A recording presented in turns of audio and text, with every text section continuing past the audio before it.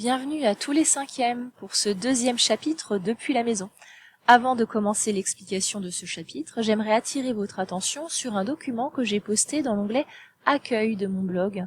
Je vous donne de petits conseils pour organiser le confinement et notamment garder le rythme. Il ne faut pas que vous vous décaliez trop par rapport à vos horaires habituels, donc ne vous levez pas trop tard et cloisonnez vos moments dans la journée. C'est bien de garder des moments pour se détendre et puis des moments au contraire pour travailler pour chaque matière. Ça évitera de vous décaler trop et ça vous permettra de garder un bon rythme. Alors ceci étant dit, on va pouvoir commencer le chapitre de géographie, puisque c'est de la géographie que l'on va faire aujourd'hui. Donc vous cliquez sur l'onglet 5e et vous découvrez le titre du nouveau chapitre, Nourrir l'humanité.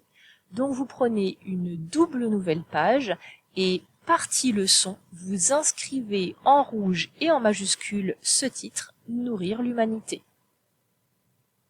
Je ne vous réexplique pas la marche à suivre parce que c'est la même que pour le chapitre précédent. Vous avez les documents de travail avec la correction pour pouvoir vous corriger tout seul.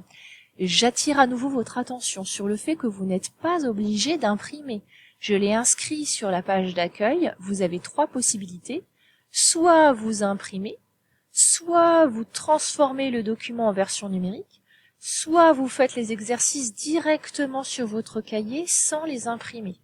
Je vous montre un petit exemple. Par exemple, pour cette séance 1, il y a un tableau. Ce tableau, rien ne vous empêche de le reproduire sur votre cahier. Vous n'êtes pas obligé d'imprimer. D'accord ? Avant de vous présenter les différents exercices de la séance 1, eh bien, il faut que je vous fasse une présentation de ce chapitre et que je vous en présente les enjeux et la problématique. Ce chapitre, Nourrir l'humanité, va nous permettre de questionner la capacité des êtres humains à se nourrir et à avoir accès à l'alimentation. L'enjeu est le suivant. La population mondiale est passée de 3 à 7,4 milliards d'habitants entre 1960 et 2020. Dans le même temps, la production agricole a augmenté plus vite que la population, et sa qualité d'ailleurs s'est améliorée. Aujourd'hui, les ressources alimentaires sont donc nombreuses et suffisantes pour nourrir la totalité des habitants de la planète. Pourquoi alors existe-t-il encore des problèmes de famine et d'insécurité alimentaire dans le monde ? L'insécurité alimentaire, ça veut dire qu'il y a des habitants qui n'ont pas accès à une quantité suffisante et de qualité pour pouvoir mener une vie saine et active. Alors si on regarde ce graphique, ce qui est intéressant, c'est qu'on vous montre qu'il y a eu une évolution de la population mondiale, puisque cette population, elle a augmenté. On est passé de 5,2 milliards d'habitants en 1990 à 7,3 en 2015 et 7,4 aujourd'hui. Dans le même temps, le pourcentage des personnes sous-alimentées a baissé. Effectivement, si on regarde ici cette courbe rouge, on se rend compte qu'on est passé de 19% de la population mondiale sous-alimentée à 10,8%. C'est-à-dire qu'aujourd'hui, il y a quand même moins de personnes sous-alimentées, c'est-à-dire de personnes qui n'ont pas accès à la nourriture en quantité suffisante. Néanmoins, cela reste quand même trop élevé. Ça veut dire qu'une personne sur 9 dans le monde n'a pas accès à une nourriture suffisante. On sait également que 45% des décès d'enfants de moins de 5 ans sont liés à la malnutrition. C'est-à-dire que l'alimentation de ces enfants, elle est déséquilibrée en qualité et en quantité. Pourtant, et c'est là tout le paradoxe, aujourd'hui, on arrive avec un champ d'1 hectare à nourrir plus de personnes qu'avant. C'est-à-dire que là, on vous donne une comparaison, on vous dit que en 1960, un champ d'1 hectare, ça permettait de nourrir 2 personnes.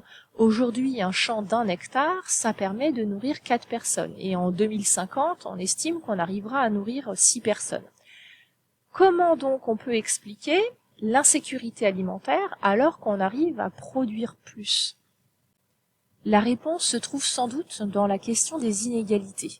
Vous avez dans votre manuel, pages 252-253, qui sont les pages d'ouverture de ce chapitre, 2 photographies qui vous montrent que la production alimentaire dans le monde peut être très différente d'un pays à l'autre, d'une région à l'autre. Par exemple, sur la première photographie, vous avez un ramassage manuel des pommes de terre. On sent que ce travail est un travail traditionnel qui doit nécessiter beaucoup de travail pour finalement une rentabilité ou un rendement relativement faible. On appelle ça de l'agriculture vivrière, c'est-à-dire une agriculture destinée uniquement à la consommation des paysans qui la produisent. Sur l'autre page, la deuxième photographie, vous avez affaire à un système de production complètement différent. Ici, c'est une agriculture urbaine qui est très moderne et très productive puisque la production est organisée en étages. Ce sont des fermes verticales et la production est très très intense. Donc on n'est plus dans de l'agriculture vivrière, mais on est plutôt dans de l'agriculture productiviste, c'est-à-dire une agriculture qui recherche une production maximale et des rendements très élevés, c'est-à-dire une production en très grande quantité. On se doute bien alors que l'accès à la nourriture n'est pas du tout le même pour ces deux populations-là. Cette question des inégalités est aussi flagrante sur ces deux photographies, puisque l'on voit dans le premier cas une scène de rue à Port-au-Prince, alors sachant que Port-au-Prince c'est situé en Haïti, c'est un des pays les plus pauvres au monde, et sur cette photographie on voit un commerçant de rue qui a son étal à même le sol, au milieu de déchets, avec des immeubles délabrés. On voit que l'accès à la nourriture doit être compliqué pour la population, alors que sur la photographie numéro 2, nous avons une photographie d'un supermarché à New York, c'est-à-dire aux États-Unis, et là on voit que les rayons sont pleins, et la question alimentaire n'a pas l'air d'être un souci pour les populations qui sont présentes sur cette photographie. La problématique de ce chapitre est donc assez simple, c'est la suivante. Comment assurer la sécurité alimentaire dans le monde sans remettre en cause le développement durable ? Comment assurer la sécurité alimentaire dans des espaces et des sociétés aussi différentes? Alors cet enjeu étant très important, dans mon blog, je vous ai prévu pour la séance 1 une vidéo qui s'intitule La faim dans le monde. Donc je vous demande d'aller la visionner pour pouvoir comprendre les enjeux et le problème de la sécurité alimentaire. Une fois cette vidéo visionnée, nous allons pouvoir commencer plus précisément la séance 1 avec une étude de cas sur le Brésil. Pour que vous compreniez comment ce chapitre va se dérouler, je vous ai mis ici le plan. Donc aujourd'hui, on a fait l'introduction, on s'est demandé si on avait des ressources suffisantes pour nourrir tout le monde. Et puis on va continuer avec le cas du Brésil. On va essayer de voir le lien entre l'agriculture et la sécurité alimentaire. Cette étude de cas sur le Brésil va durer 2 séances. Ensuite, nous verrons rapidement le cas de l'Éthiopie. Et dans une dernière séance, nous verrons qu'il est possible d'améliorer la situation en gérant mieux les ressources alimentaires, puisqu'aujourd'hui notre principal souci, ce n'est pas que nous n'avons pas assez à manger pour nourrir tout le monde, mais c'est que la distribution de la nourriture est très inégale. Et nous réfléchirons également aux défis pour demain et aux solutions que nous pouvons trouver pour l'avenir. Comme il s'agit d'un chapitre de géographie, bien entendu le concept de développement durable sera très présent dans notre étude. Je vous rappelle donc la définition du développement durable. C'est un développement qui répond aux besoins des générations du présent, sans compromettre la capacité des générations futures à répondre aux leurs. Il y a 3 piliers à prendre en compte, le pilier social, le pilier économique et le pilier environnemental. Il est donc temps de commencer notre étude de cas sur le Brésil et comme toujours quand on commence un chapitre de géographie, ce qui est important c'est de situer sur le planisphère de fin de cahier ce pays. Donc rendez-vous sur Google Maps pour situer le Brésil. Alors ici c'est la France, donc c'est là où on habite, on va aller de l'autre côté de l'Atlantique puisqu'on va en Amérique latine dans ce pays gigantesque qu'est le Brésil. Donc vous allez dans votre planisphère de fin de cahier, vous trouvez l'Amérique latine, donc l'Amérique du Sud, et vous placez le Brésil. Prenons maintenant notre document de travail. Alors la première consigne, c'est tout simplement d'observer la vidéo intitulée La faim dans le monde, vidéo que je vous ai montrée tout à l'heure, elle est postée sur le blog. Deuxième exercice, vous allez faire une fiche d'identité du Brésil, c'est-à-dire qu'il faut que vous connaissiez un peu mieux les caractéristiques de ce pays. Ce sont des petits tableaux que nous avons déjà réalisés en classe. Je vous demande simplement de vous aider de vos cartes situées dans le manuel pour indiquer quel est le continent du Brésil, quelle est la densité de population, le nombre d'habitants, le climat et le niveau de développement du pays. Une fois cela réalisé, vous allez pouvoir réaliser ce que j'appelle un sketch note. Alors, qu'est-ce qu'un sketch note? Un sketch note, c'est en fait une sorte de carte mentale, mais qui va être agrémentée de dessins, puisque le mot sketch, ça signifie esquisser, dessiner, griffonner. Pour pouvoir réaliser cette sorte de carte mentale, vous allez devoir vous aider de votre manuel, puisque sur votre manuel, vous avez une étude de cas sur le Brésil. Vous avez notamment les pages 254, 255, puis 256, 257 qui vous présentent tout un tas de documents sur l'agriculture au Brésil et se nourrir au Brésil.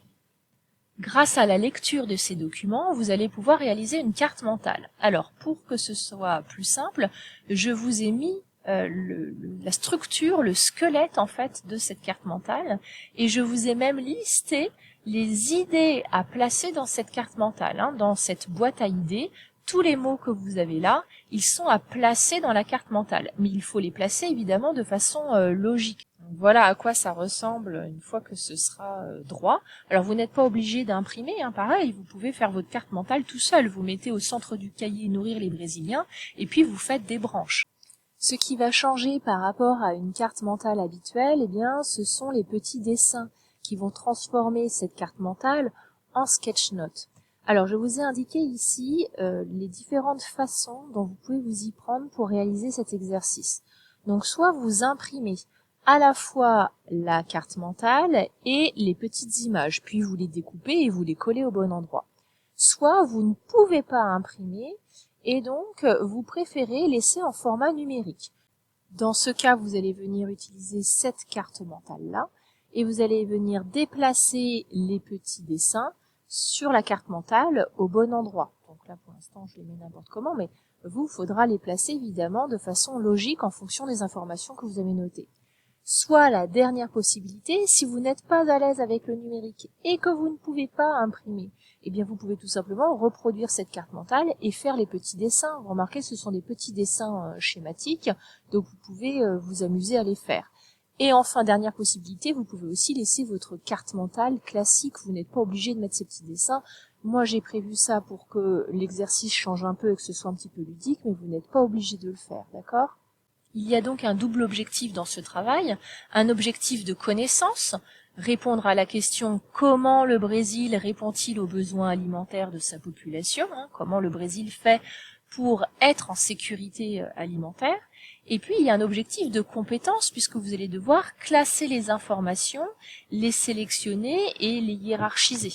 Une fois que vous avez terminé votre sketch note, vous retournez sur le blog et vous allez télécharger bien sûr la correction.